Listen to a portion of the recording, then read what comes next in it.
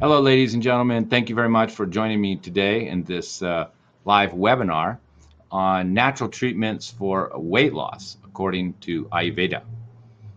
Staula is the Ayurvedic term for obesity or excess kapha in the metadatsu, or in the fat tissue. So we're going to cover first the causes of weight gain. Some of these are Ayurvedic causes, and some of them are understandable health conditions that can also lead to weight gain. Then we're going to talk about the types of overweight people according to Ayurveda. And then we're going to talk about dietary guidelines and then herbal treatments. Now, some of these causes, we're not going to cover the treatments. We're going to cover the main causes. But it's very important to understand in losing weight that just exercising more and eating less is a simplistic view on weight loss, because you need to first understand the reasons why you're gaining weight. And only once you know the reasons why you're gaining weight can you treat it. And exercising more may be in vain. And even starving yourself or eating less may also be in vain. In fact, it could even create more weight gain. And there's many people who come to me and they say, I'm hardly eating anything, but I'm still gaining weight. So this is a sign that just reducing down your food consumption doesn't always mean that you're going to lose weight. And of course, I have many clients who don't really have time to go to the gym or exercise much, but if they're following the right diet, taking the herbal supplements, they're losing weight. And as you can see from my testimonials, I have numerous people that have lost 40, 50 pounds, and I have even a couple who have lost more than 100 pounds. So the treatments are very effective, and they don't apply to everybody. If you just have a little extra weight underneath your thigh, but everybody thinks you're looking great and you don't look overweight to anybody else, and only you think you don't think you're got a little bit extra on your belly or a little extra on your butt, or you're not fitting into your old clothes, and you're not the same as you were when you were 20, but everybody else thinks you're doing wonderful and you're definitely not looking overweight or obese. This is probably not the right webinar for you, because first of all, you have to understand what is excess weight. I mean, if you're just a few pounds higher than you want to be, or you feel comfortable at, well, this could be something, just a preconceived idea in your mind of what weight you want to be. The body actually will find its natural weight if you're eating properly, have proper eating habits, and eating the right food for your own dosha or vikriti, your own body type. So, each person is going to be better with different foods, and you could just be eating the wrong foods in the wrong way, which can lead to your weight gain. So if you're just interested in losing a pound or two, I would not advise you to follow all of these recommendations to this degree. This is really for somebody who has a lot of excess weight. Now, there are a few little tips and that you can learn here to not gain more weight or just to lose a little weight. But remember, your body will find its natural weight if you're eating properly. Sometimes when people are underweight, and I start to give them more nutritious, building, weight gaining foods, they panic because they start gaining weight too quickly, or they start gaining 5 pounds, 7 pounds, and then they're afraid that they're going to keep gaining weight. But in fact, they don't. They were actually underweight, and by eating the proper foods again, the nutritious foods, the 3 meals a day, and rebuilding themselves, and they're just recovering from being depleted and underweight. So there are many people who are depleted and underweight from over detoxing, over fasting, and under eating. So if you feel even slightly that you could be in that category, please, this webinar is not for you. This is for people who have serious weight issues, like at least 30, 40, 50 pounds overweight, and other conditions that accompany obesity, such as fatty liver, high cholesterol, slow metabolism, and hypothyroidism. This is for this type of person. So first of all, let's talk about the causes of weight gain, which is very, very important. You must identify the causes, and most people have 2 or 3 of these causes. the first cause and most common cause, I would say with half of the clients that I see who are overweight, even those who are just slightly overweight or a little overweight or just keep gaining weight, is just digestion, just poor digestion. And poor digestion creates undigested food, malabsorption in the body, and then you have more cravings because you didn't absorb the food. So there's, malabsorption really results in cravings because you're not getting the nutrients, even though you're eating possibly even healthy foods. And then, of course, this undigested food matter or undigested proteins in the body are fat, or that's not broken down properly in fatty acids due to, say, poor bile, or which is a type of, part of your digestion, enzymes, bile, stomach acids. These are all juices, we could say, that help in your digestion. So if these juices, you have low stomach acids, poor low bile through fatty liver or clogged gallbladder, then this can lead to poor digestion of fat. And this, of course, is our number one cause of weight gain, poor digestion. So what is poor or weak or Manda Agni?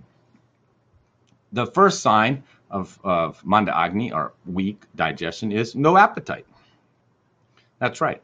So most people who are gaining weight, a lot of in this category, aren't hungry. They can go all day, sometimes till 3, 4 o'clock.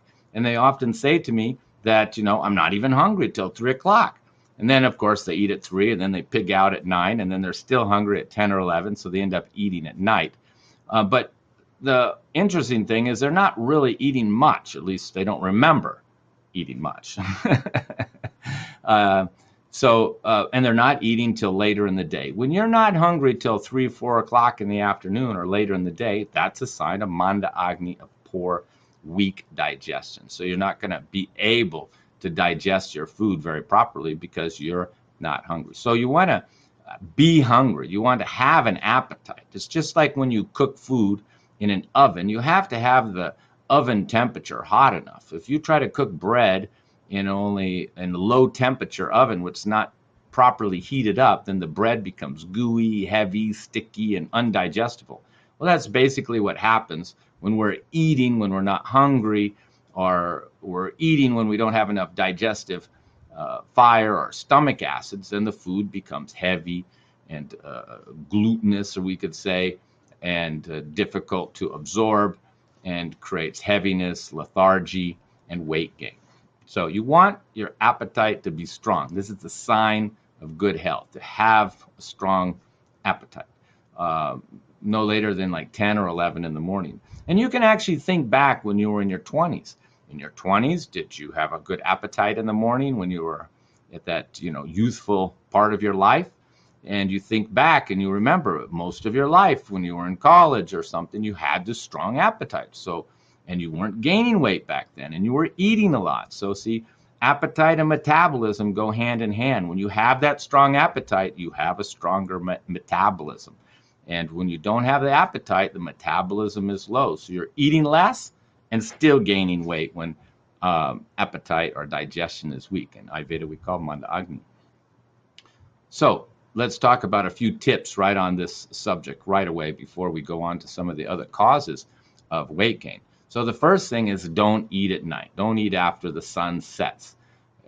Have 2, 3, 4 hours, even better, before you go to bed. Because if you eat too late at night, it becomes undigested, heavy in the body, and your body doesn't have time to utilize the calories and the energy that's taken from these what you've eaten. So it again becomes weight gaining. So when people who are thin, for example, and they want to gain weight, we tell them eat a meal and then go take a nap. Don't exercise, and that creates weight gain. So if you eat at night and then go to sleep, weight gaining. Second, snacking. Snacking ruins your digestion and leads again to poor digestion, weak digestion, and weight gain. So snacking on grazing during the day, having small little meals during the day, is going to lead to weight gain. I know that there are certain people that advocate this. I have no idea where they got it from, but it's it is ineffective because you need breaks, you need time between meals to create more stomach acids and to create more digestive power for the next meal so you can digest it and not have malabsorption. One major sign, of course, of this Manda Agni or malabsorption is heavy white film on your tongue. So if you look in the mirror and you see this heavy film on your tongue, then this means you have ama, or which is a heavy, dense, mucusy-like substance building up in your GI tract that's, reducing down your stomach acids, reducing down your appetite, and reducing down your ability to absorb food. Second, we can look for indentations on the side of the tongue, and this shows the tongue is like a muscle, so it shows the muscles not being nourished properly, and you get little indentations from your teeth, and this shows malabsorption. So if you have a heavy film on your tongue plus indentations on the side, then you have toxin accumulating plus malabsorption. And so this is the first area that you need to work on. And don't snack between meals. If you don't have much appetite, just don't eat between the meals. Let the body wait until you're hungry. Never eat when you're not hungry. If you eat a meal when you're not hungry, even though your spouse or whoever you're living with is a wonderful cook, or somebody takes you out for breakfast and you're not hungry, and you eat that meal when you're not hungry, you're going to gain more weight from it and feel sleepy, heavy, and tired. Another sign of poor digestion is feeling sleepy, heavy, and tired. This is a sign of Manda Agni. Other digestive symptoms are a lot of gas, bloating, and constipation. This is Vishama Agni. So, and even having too strong of an appetite where you're very hungry and you're getting hangry and you're getting acidity if you don't eat. You feel like you have to eat 3, 4, 5 times a day. This is called Trikshna Agni. This just means your appetite's too strong. And this can also lead to weight gain. So all patients, all clients need to improve their digestion if they want to lose weight. So this is the first place you should start. So review. If you feel heavy after meals and not hungry, that's weak digestion. If you get a lot of gas, bloating, and constipation, this is also a type of weak or digestion. If you're too hungry and you're getting acidity eat, this is also a type of digestive imbalance. That has to be monitored first and could manage first. So you have normal appetite 2-3 times a day and feel good and have energy after the meal. Those are the signs of good digestion with no gas, bloating, constipation, or acidity. And of course, you want to avoid snacking, particularly snacking on nuts. Nuts are very fattening. You snack on nuts all day, you won't be able to lose weight. And a lot of people who were thin in their youth and shouldn't even have gained weight just from snacking on crackers, nuts, and not having full meals. Of course, if you eat the wrong foods, then this also can lead to weight gain. So that's another major cause. If you're eating fast food, junk food, processed food, then of course you have a high probability of gaining weight. So if you're snacking all day plus doing this on junk food and fast food, then this is a way you can really gain a lot of weight. So we can see people who even came from other countries who were very thin their entire life, then they moved to America and they put on 70 pounds just a couple years. Well, they're snacking all the time, eating junk food all the time, and then you can take even a thin person who's been thin their entire life and put a lot of weight on them with these 2 bad habits. So you don't want to eat at night, don't want to snack between the meals. You want to wait until you're hungry. And there are snacks you can have between meals, but not crackers, chips, or nuts. You can have like a little fruit. We'll get into that. Another reason for weight gain is just emotional eating. Some people, are in a lot of stress, or they've had some trauma or something like this in their lives, and they're eating out of emotional reasons.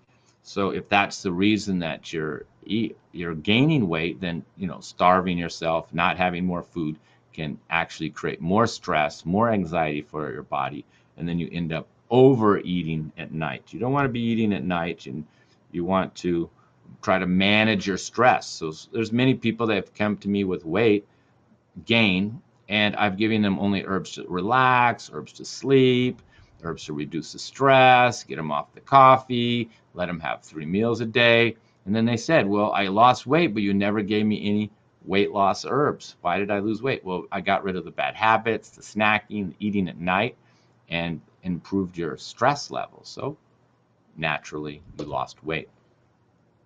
Other reason, of course, is hypothyroidism, when the thyroid gland, of course, is blocked or congested, then it doesn't put out the thyroid hormones, which slow down the metabolism. So it's a separate subject, but you should identify it. And of course, if you get your blood work and you see your T3 or T4 numbers are low, then you know that your thyroid is an issue. We're going to talk about some herbs that can be taken for that, but basically hypothyroid, not hyperthyroid, can lead to weight gain. And basically it's a congested thyroid gland, endocrine gland that's not, is congested and not putting out sufficient hormones, and then your metabolism drops and you gain weight. So we're going to talk about that. Then there's also liver toxicity. Sometimes there also can be steroid toxicity from past steroid use, but that's another subject. But liver conditions, if you have fatty liver, high cholesterol, or alcoholic liver, any liver condition where your liver is not functioning properly, then your metabolism is going to be lower. Your ability to digest fat is going to be greatly reduced. Even if you have gallbladder congestion, then maybe you don't have enough bile, and you don't have enough bile coming out. You can't digest fats well, and then this creates more congestion and blockage in the body and leads, of course, to weight gain. So liver is probably the second most common reason for weight gain, particularly weight gain where people can't figure out why they keep gaining weight, even though they're going to the gym and doing all kinds of fasting and still keep gaining weight. Often it has to do with the liver, but this needs to be diagnosed. Can be a fatty liver, toxic liver, steroid toxicity, even just alcoholic liver, any type of liver or gallbladder congestion. Any liver problem should always be treated right in the beginning of any weight loss program. So those are the main causes there. Wrong, poor digestion, poor eating habits, snacking and eating at night, wrong foods, which of course would be, heavy foods, cold foods, sweet foods, oily foods. These are the weight gaining foods, even eating nuts and or weight gaining, too much animal protein, weight gaining. And then emotional eating due to stress, liver conditions. And then, of course, there's hormonal imbalances, which we're not going to cover today. And that would be in the case of women. It needs to be treated separately. But if you're a woman and you're in postmenopausal and you're gaining weight, again, there may be no reason to starve yourself, no reason to run on a treadmill like a rat. It's better to balance the hormones, if this is clearly what the cause is, than to stress out your body with other means, such as not eating, which could just create more stress, which can lead to even more eating. It's better just to treat the hormonal condition, take care of the eating habits, adjust the food a little bit, and not do anything too radical. Now, in Ayurveda, of course, there's many types to every condition. Just like in Ayurveda, there's 22 types of diabetes, 8 types of high blood pressure, and there's also many types of weight gain. The most typical, which we're going to really cover today, is the Kapha type. The Kapha type tends to, be heavy, cold, oily, sluggish, slow, and has round features, easy to gain weight, big hips, large figure, and has a long history of gaining weight. So this is the Kapha type Prakriti, and they gain weight easily their whole lives, and they have round features, and they were never thin and skinny. So this is a type of Kapha condition, and they tend to be clammy and cold and easy to get blood sugar issues and a fatty liver and cholesterol. This is the most common, and that's where we're going to focus most of our talk on this type of person. But there's also the Vata type, who is generally thin, cold, and dry when they're young, and then they gain weight later in life, and they tend to be very dry and cold by nature and very sensitive and easy to have Vishama Agni or variable digestion where they get a lot of gas, bloating, and constipation. And then they tend to gain weight in the lower half of the body and they become more like pear-shaped, big hips, big thighs, but the top stays small and petite. So we could call this the Vata type. We're not going to cover it in detail, but it's good to identify if you're that type because the diet that I talk about would be different. And then there's the Pitta type. Pitta means fire, and this person tends to be hot. And they even tend to be going to the gym a lot, and their body's hot, they're sweating a lot, but they have a very strong appetite. And this strong appetite's like their Achilles heel, making them overeat. And they can even have acidity and burning along with it. So they're overweight plus Pitta conditions like acidity and burning. We're going to cover that a little bit. Let's cover some of the basics for the food first, and then we'll cover the herbs. And so we're really going to focus on the person who's truly overweight. Not the person who has a little extra weight on their thighs, but the person who's heavy, slow, cool by nature, not so hot, and more oily. So a person who's been overweight their whole life. So first thing we want to do is avoid these gunas or these qualities that are contributing to the weight gain. So what's contributing? The heavy quality. So you don't want to be eating heavy foods. If you're feeling heavy after meals, slow, sluggish, heavy, then you want to stop all heavy foods. Even if you're not very overweight, if you can stop them just for a week or 2 weeks until your metabolism comes back, your digestion comes back, and you're not feeling heavy after meals. If you had a long history of weight gain, then you would want to, and you're a Kapha Prakriti or you have a Kapha Vikriti, then you'd want to stop these heavy foods your whole life. So what are heavy foods? Well, the most heavy foods are animal protein, all meat, including chicken, beef, lamb, pork, and even fish is still heavy. Even though the oil and the fat is much better for fish, still it's heavy food. And then of course, what else is heavy? Cheese, yogurt, dairy, these are all considered heavy. Now, butter is considered heavy, and ghee, which is clarified butter, is not considered heavy. It's lighter.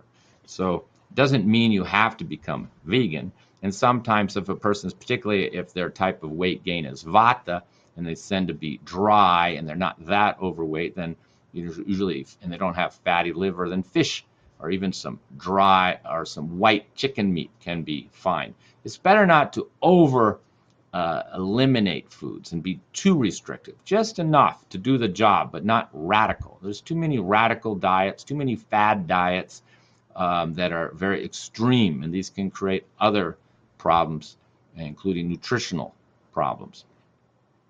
Because when you have poor nutrition, which is another cause of weight gain, then you tend to overeat to compensate to get this nutrition. But most people are having nutritional problems due to poor digestion. So digestion is more important than nutrition, because even you're eating nutritional food, taking nutritional supplements, if your digestion's poor, you're not absorbing these foods, you're still going to end up with cravings and overeating due to these nutritional deficiencies, which are due to your poor digestion, which came from your poor eating habits and eating the wrong foods. So the first type of food you want to eliminate is heavy foods, meat, dairy products, but this would also include sweet potatoes. Sweet potatoes are heavy, and you'd also want to include anything that's clogging, particularly if you're constipated and heavy, and that would include yogurt and cheese are some of the most clogging and constipating and weight-gaining foods you can find. Eating big bowls of yogurt may sound healthy, but this is very weight-gaining, heavy, and congestive. So next, you want to avoid any cold foods, cold drinks, cold water, and cold foods. Many people who get, say, hypothyroidism, they're drinking cold water, ice water, and this makes the thyroid gland cold, and this clogs it up, so to speak, and reduces down the amount of the hormones produced by the thyroid gland, which leads to weight gain. So cold is always lowering your metabolism.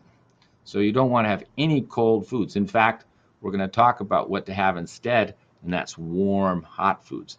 Next, you want to avoid too much sweet foods. We don't mean just candy and cookie and cakes, of course. That's obvious. Nobody should be eating candy and cookies and cakes except maybe on their birthday or their child's wedding. Okay. A couple times a year you can have your cake and cookie. But if you're eating cake and cookies, every night, this is going to be weight gaining. So you need to have fruit instead of the sweets.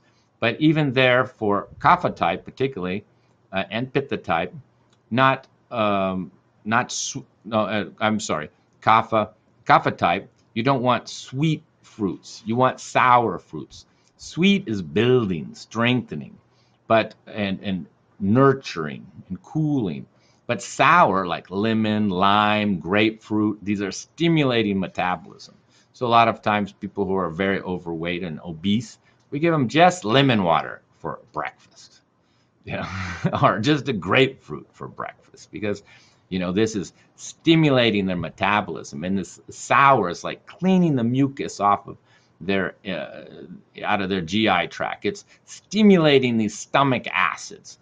So a grapefruit is going to stimulate metabolism, stimulate stomach acids, stimulate digestion, and create hunger. But yogurt is going to, and meat is going to reduce your stomach acids and slow the system down, make you sleepy, tired, and help and contribute to more weight gain. So you want to have light foods, not heavy. What's light? Beans. Eat beans, lentils, mung beans. Here we have some beans here, some lentils. We've got some black beans here, black beans. Black beans are probably one of the best beans for weight loss. And then, what else is heavy we want to avoid, which most people know, is wheat. So not saying wheat is bad for everybody. I mean, we're talking about weight loss. There's no reason to avoid wheat all of your life. I mean, this is another fad concept that all wheat is bad. There's plenty of people who have good digestion, are not overweight, and can eat wheat every day. Just like a lot of thin, underweight people need wheat and need dairy to put on the weight. So, but if you're overweight and you're feeling heavy and sleepy and sluggish after meals, after you're having wheat, mostly the problem is your digestion. If you can't eat a piece of bread, you have a digestive problem. But if you want to lose weight, then we want to avoid the bread anyway. And you can have other grains like quinoa. Quinoa is lighter. Pearled barley, very good for Kapha and Pitta, still lighter. So you don't need to go radical and be grain-free. You can do your quinoa and your beans. Now, if your digestion is really strong and your appetite's really good, then you can have salads and with your meals. But if your digestion is weak and not hungry, then you should have all cooked vegetables with the meal. And as long as you're not pitta and hot and burning with acidity, you should have hot spices. We have some here we call Kapha seasoning, and you can see there it's got a lot of hot spices in it there. Turmeric, coriander, cumin, ginger, black pepper, mustard seeds, and a little salt. And there's a little cayenne pepper in there. So it's quite spicy, quite tasty. So you want to have not cold foods, but hot foods. Not heavy foods, but light foods. Not oily foods, but a little bit dry. Unless you are very dry, then you can have some more ghee. And you don't want to have sedative foods that make you heavy and slow, like oats. No oats, no wheat. Oats are sedative, weight gaining. Wheat's weight gaining, and not too much sweet taste. Have more sour taste, bitter taste, astringent taste. So, and if you don't have much appetite and you're very overweight, then you should only have 2 meals a day and only have sour fruits as snacks, like green apples or apricots. They're not very sweet, or lemon, lime, grapefruit, sour things. Really, each person needs a custom diet. So if you're overweight and you don't have much appetite, do 2 meals a day, no more meat, you're vegetarian, do quinoa and beans, or barley and beans. You can do or barley and rice, barley and lentils. And you can do rice too, but you should mix it with wild rice and never do white rice and never do white bread. And I did mention earlier that if you're constipated, then you should always make sure you're taking something for your bowels, and the bowels are moving good. because this can also contribute to weight gain, particularly if you're not having a bowel movement until later in the day. Then you don't get hungry till later in the day, and then you tend to overeat and eat at night. So, and as far as oils, the best oil, particularly if you have fatty liver or cholesterol, is sunflower oil. It's a lighter oil. Don't have coconut oil. I know it's very popular, but it's a heavy, dense oil. And if you're truly overweight, kapha, and you have fatty liver or cholesterol issues, just stick to the sunflower oil. So really, each person needs a diet to be adjusted to them specifically. So I can only give you general guidelines. Anybody that tells you this particular diet is the only diet or the best diet for weight loss is an amateur, because everybody's very different, and some people who lose weight have acidity and they can't do spicy hot foods, and some people who are trying to lose weight, you know, are very dry, so they can't do dry foods. They actually need more oil. So everybody needs a slight adjustment. And if you have a lot of acidity and burning and you have Pitta, Vikriti, then you can't do all these sour fruits. So you have to do sweet ones. So everybody gets a slightly different diet. It's individual for them. But in all cases, you're not snacking much. You're not except on fruit, and you're not eating at night. And you're not eating when you're not hungry. And you're eating light foods. So let's talk about some herbs, because the herbs can make a big difference in making the weight loss go even faster. Here's Garcinia. This is was a popular fruit. It's a sour fruit. When you chew on it, it's quite sour.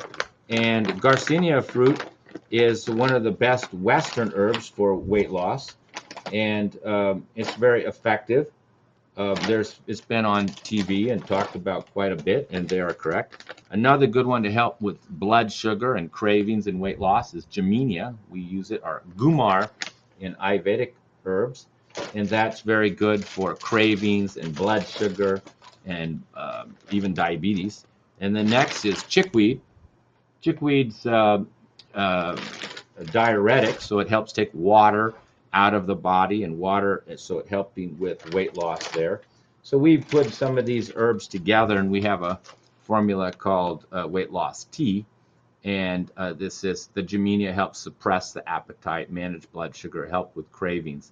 And what we do is we put a little elethro in there, and some green tea. Elethro is a type of ginseng, Siberian ginseng, or poor man's ginseng, but it's a little stimulating.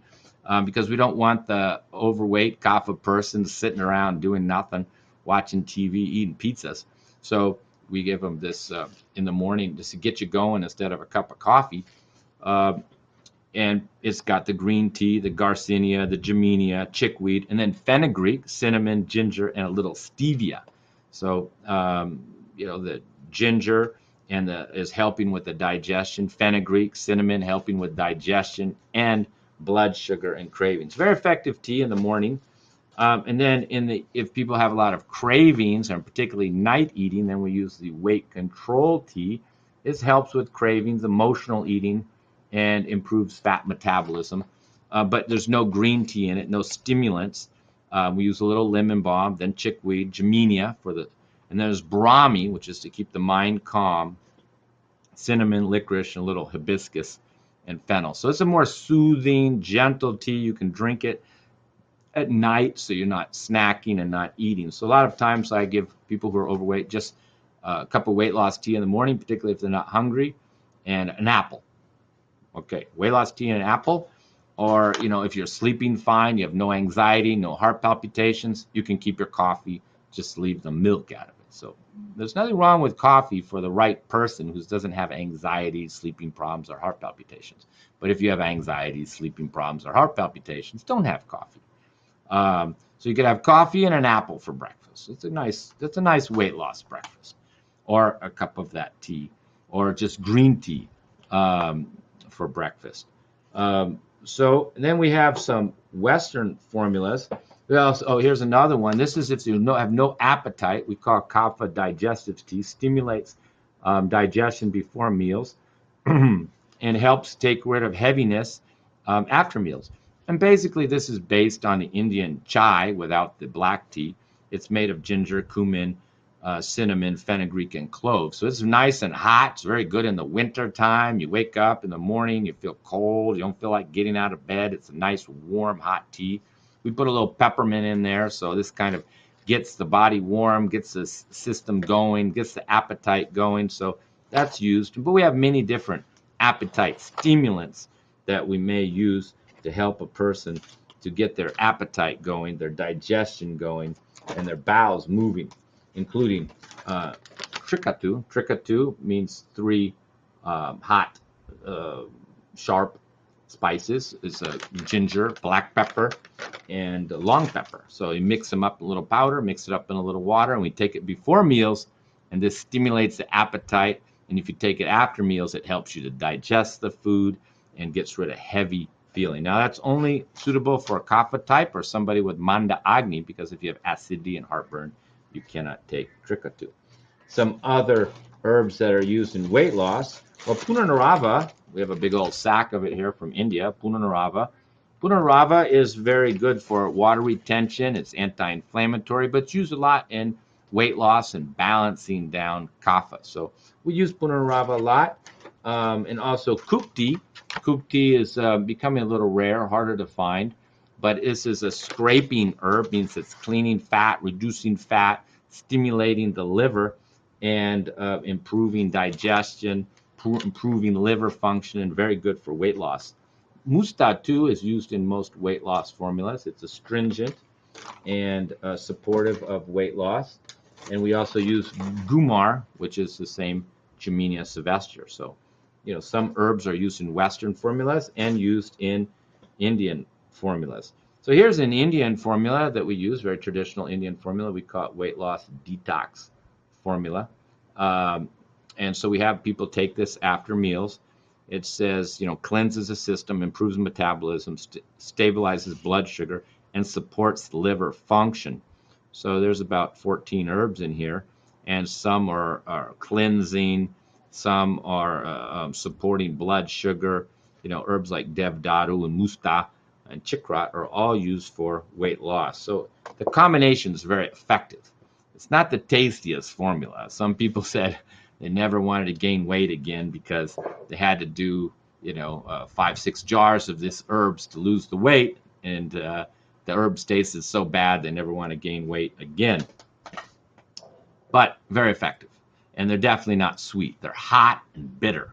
Now, if a person's got acid reflux and heartburn, we can't give them that formula, so we give them this one here. It's called Pitta weight loss Pitta, and it's basically without the ginger, the black pepper, and it uses, you know, mostly musta, and still they all have gumar and kupti in them. This one just has more cooling herbs, not to create the acid reflux and heartburn. And this is also I use a lot for weight loss, liver and detox formula, particularly when there's liver issues plus poor digestion. Then we just give them a half a teaspoon of this before meals. This improves digestion, improves liver function, all in one shot. Now, if there's thyroid issues, hypothyroid, we have a formula for that.